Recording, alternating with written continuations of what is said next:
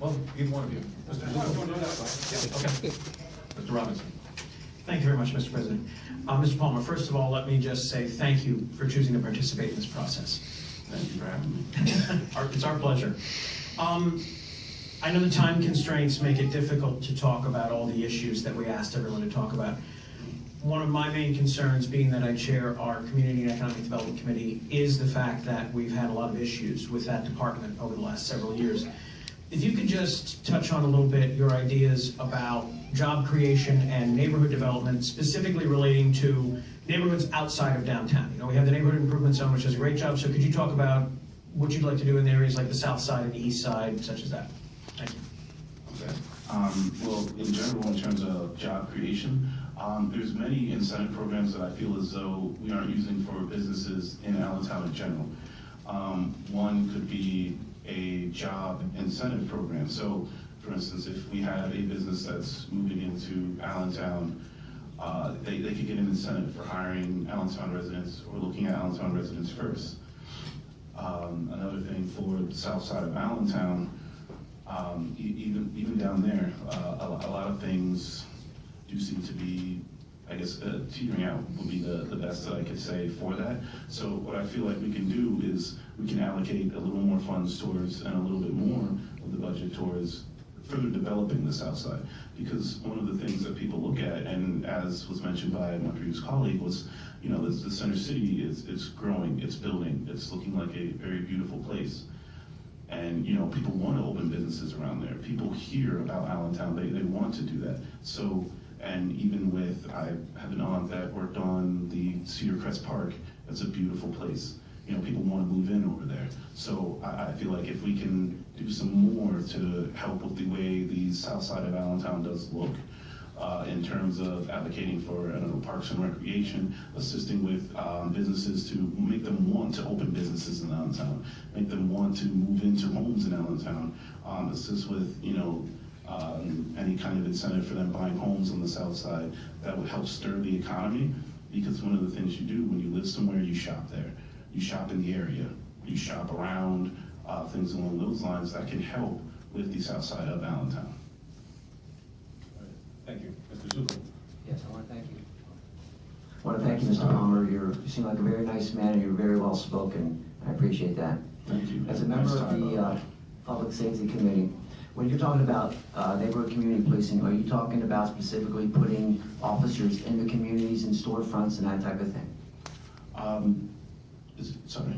Yes. So it would be, because it's one thing to have a patrol officer riding around in a vehicle. It's another thing to have an actual officer that you know is riding a bike or walking around. You know, the presence is key. Presence is what would deter any kind of, you know, crime or criminal activity.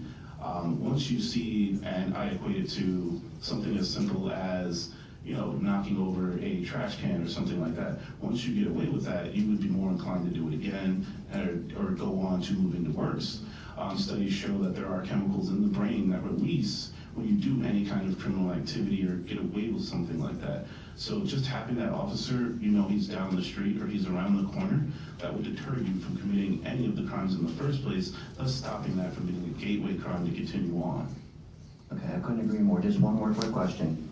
Would you be an objection to going outside of the police department looking for a police chief? I would not be an objection to doing that.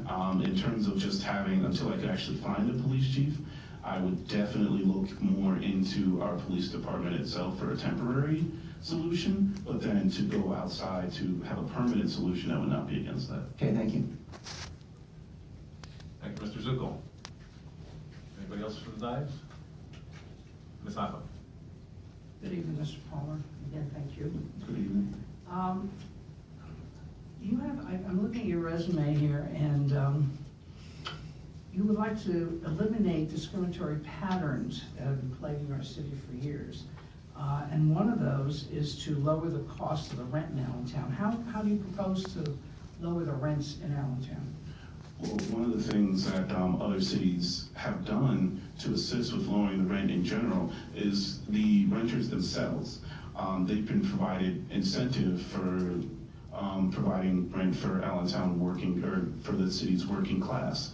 So, for instance, if there's a new, like the new South Side, or like the new rental property on the seafront that we have going, if they were to provide or allocate a certain amount of rental units for Allentown working citizens in general, then they would get some kind of incentive. Thus, since they are getting that incentive as compensation, that would then allow them to go ahead and provide a lower rental rate. So they could still allocate the spots or anything like that. They would make it up with the incentive that they're receiving, and that way they could provide a lower rate. Thank you. Thank you, Ms. Hopper. I'd like to just ask a quick question. 2.5 minutes. Yeah, I don't need that many. But, thank you, Mr. Bowman, again, for coming over. My sentiments are the same as my colleagues in regards to that end. Just a quick question in regards to you're a banker like I was, and you like finances, and you know the finances of the city, obviously. And I just wanted to, you saying you want to use some of the budget money to provide services and opportunity to the south side and the east side of Allentown and other things. How do you use, and you also were going to talk about homelessness. We didn't have a chance yet, but probably you can give me a quick answer in regards to how I'm the chair of the finance committee. How will you see that? How will you raise money for the city that we already don't have, not raising taxes? Yeah, that's a good question. Well, as I mentioned, with just a few of these programs, which would be used to assist with raising funds for the city. Just in general, as you mentioned, being a finance guy yourself, one of the things is when you do bring people into the city, that does, when they do purchase homes, when they do start renting, when they do start making purchases inside the city, that does assist with the city finances. That does assist with the economy of the city in general. There's always many different ways, as I mentioned, with the incentive programs for creating jobs. When you create jobs, that creates more funds. That allows people to work. That allows them to then go ahead and purchase the cars, purchase the homes, purchase things at grocery stores, mom and pop shops, anything like that. There are other programs that I did have here as well that I don't think I have much time to get into, but there are many other programs that can be used, as well as charity benefits, things along those lines that can be used to go ahead and assist with helping with the economic development of Allentown. And another thing that does help with that, in terms of, as I mentioned, with the teachers coming in, teaching these students, they assist with